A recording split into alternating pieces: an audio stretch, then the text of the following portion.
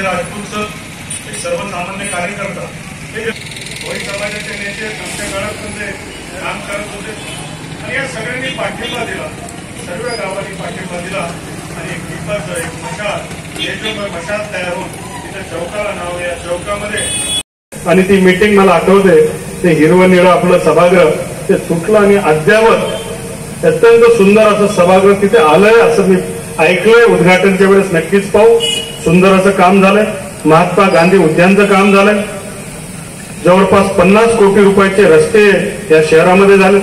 आजच आम्ही 50 लाखाच्या एका रस्त्याचं भूमिपूजन केलं. सार्वजनिक शौचालय इथे अद्यावत असे झालेत. शिवाजी महाराज, महाराणा प्रताप यांचे स्मारक झालेत. अनेक विकासाचे कामं त्याच्यामध्ये झाले.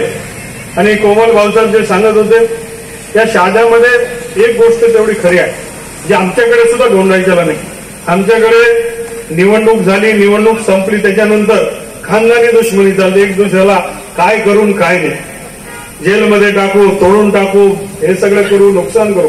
पण शहाद्यामध्ये मात्र तसं प्रथा नाही. तिथे मंचावर बसलेले लोक विविध पक्षाचे, विविध पक्षामध्ये लढावं लागेल असं होणार नाही. तुम्ही जे म्हणतात की बिनविरोध सगळं नगरपालिका असं शक्य आहे का?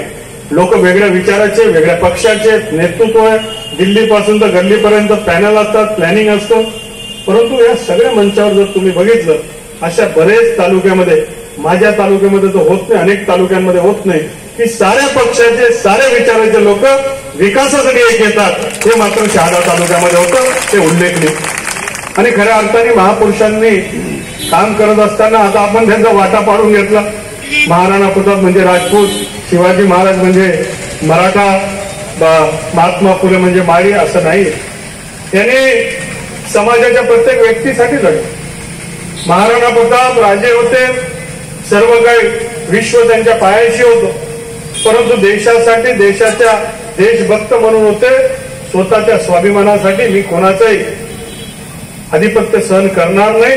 ताकद असेल तर मी शेवटच्या श्वासापर्यंत लढेल, माझा स्वाभिमान टिकून ठेवेल, माझा भगवा मी हातात घेईल, अशा प्रकारची भूमिका त्यांनी मांडली.